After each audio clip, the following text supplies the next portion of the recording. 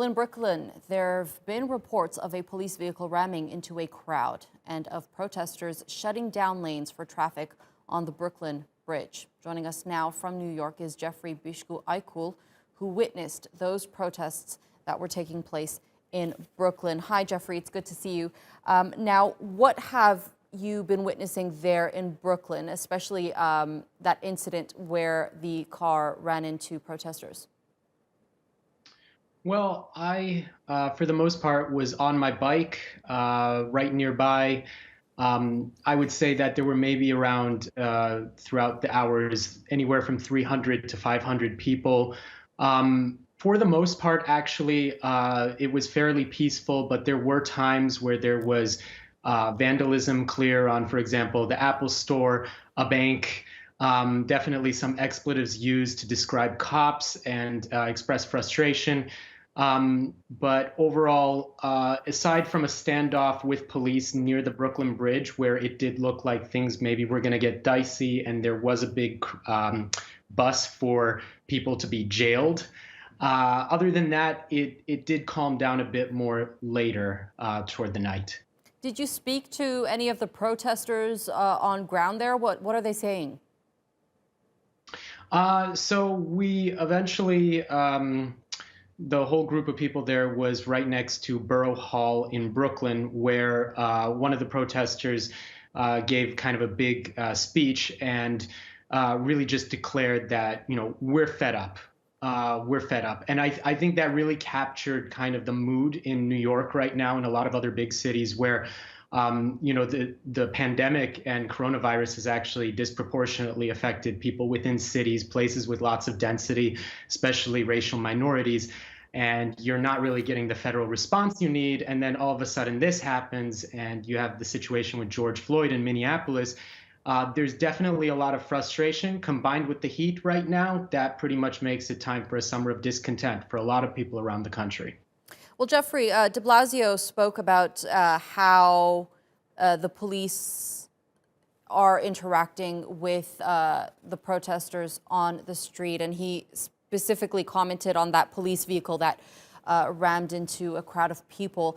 Just give us an idea of how the interaction is between police forces and the protesters. So last night, for the most part, from what I understand, there was kind of more body-to-body violence. I think tonight the police were trying to be a bit more careful because they perhaps did sense that things could get out of hand if they were more aggressive. There was the ramming that did, I think, upset a lot of people. And my assumption is that they began to be a lot more light touch later on because we were around a detention facility in Brooklyn, and some protesters started scribbling messages there on the building and creating a barricade, and the police just kind of tried to stay away. So I think the sense is that there are tensions, and something could spark things off if the police don't interact properly. Well, Jeffrey, you're not only an eyewitness of the protests happening in Brooklyn, but you're also a journalist at the same time.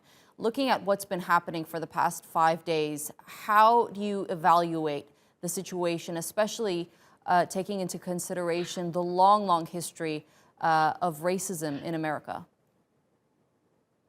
Right. Well, I think it's a situation that, for the most part, has really not changed throughout the decades. And one of the things about race relations in American history is actually that it does not necessarily get better. It does not necessarily move in a progression where it's worse in one year and then something's figured out and it gets better.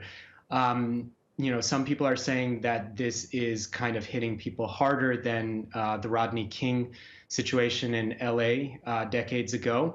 Right now you have a lot more filming of incidents like this. And so I think there's really a sense that there isn't actually much progress taking place. And of course, Trump, it should be noted, has been using language that has definitely impacted people in a way where, when he says he's going to bring out dogs, that actually reminds a lot of Americans of the events in Selma, Alabama, where dogs were used to attack Black protesters who were protesting for their civil rights. So there's sort of a deep, rich language of provocation that he's alluding to, and he's not really making it any better with his Twitter account. I can say that.